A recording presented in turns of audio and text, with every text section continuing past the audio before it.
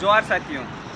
जैसे कि भारत की आज़ादी में आदिवासियों का बहुत ज़्यादा महत्वपूर्ण योगदान रहा था और भारत देश जब से आज़ाद हुआ तब उसके बाद संविधान जो मिलके बनाया गया वो लगभग 78 साल हो गए हैं। उसमें नियम कानून दिए हुए हैं कि आदिवासी की जो नियम कानून है, आदिवासी का जो बहुल्य क्षेत्र है उसमें 5वीं और 6वीं अनुसूची के अनुसार कानून लगने चाहिए। जहाँ पे हम रहते हैं, मध्य प्रदेश में रहते हैं, राजस्थान, महाराष्ट्र, गुजरात, छत्तीसगढ़, ये यहाँ पे 5वीं अनुसूची के अनुसार हम पे कानून लागू होने चाहिए।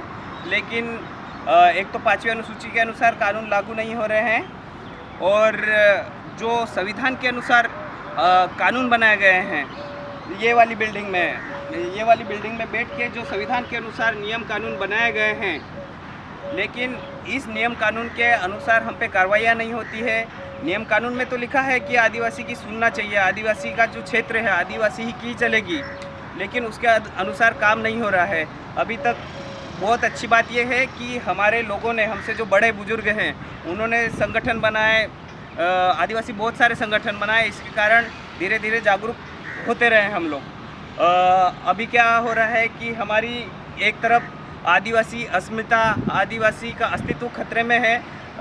हमको हमारे संस्कृति और परंपरा के अनुसार हमारी पूजा पाठ होनी चाहिए, लेकिन हम पे एक तरफ उनकी पूजा पाठ संस्कृति थोपी जा रही है, दूसरी तरफ हमको हमारे जो अधिकार लेना है, छोटे छोटे अधिकार के लिए हमको कहीं सड़क जाम करनी पड़ रही है, कहीं धरना प्रदर्शन करना पड़ रहा है। हम घर बार छोड़ के 3-3, 4-4 दिन धरना प्रदर्शन और ये चीज़ें करते हैं, लेकिन अभी हमको फाइनल सॉल्यूशन पे जाना है। संगठन बने हुए हैं और जब चुनाव आता है तो कहीं ना कहीं आखिरी बार चुनाव आता है तो बीजेपी या कांग्रेस के पैर में पड़ना पड़ता है। हमारे लोग टिकट लेने के लिए वो उधर पैसा देते हैं, हाथ पैर जोड़ते हैं, सब चीज़ें करते हैं, लेकिन सबसे बड़ी ताकत हमारी ये है कि अगर हमने हमारे बच्चों को वोट देकर यहाँ पे जो ये पार्लियामेंट बना है स्वतंत्र रूप से अगर भेज दिए तो ना हमको धरना प्रदर्शन करना पड़ेगा,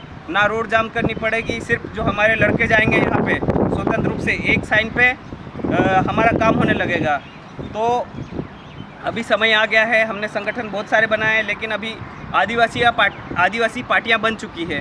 तो हमको समर्थन आप नहीं करना चाहो कोई बात नहीं, लेकिन आपका जो वोट है सिर्फ आदिवासी पार्टी को जाना चाहिए।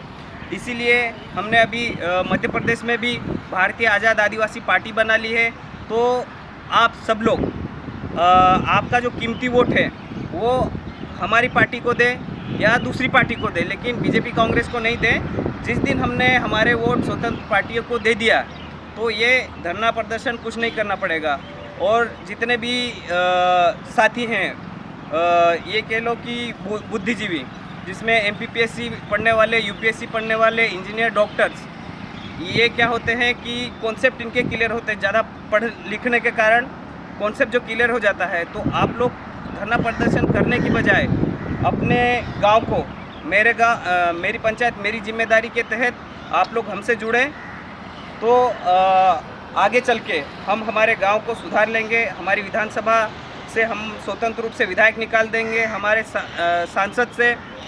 सांसदीय क्षेत्र से सांसद अगर निकाल लेंगे और यहाँ पे भेज देंगे तो किसी की औकात नहीं रहेगी कि हमारी ज़मीन को छीन के हमको हमारी ज़मीन से बेदखल कर देना। तो आप लोग आएँ, हमसे जुड़े। यहाँ पे जो वीडियो चल रहा है इस पे जो नंबर दे दिए जाएंगे, इसमें आपका नाम, आपके गांव का नाम, आपकी विधानसभा, आपका संसदीय क्षेत्र ये लिखकर व्हाट्सएप कर दें तो हम आपसे कांटेक्ट कर लेंगे। जोहार।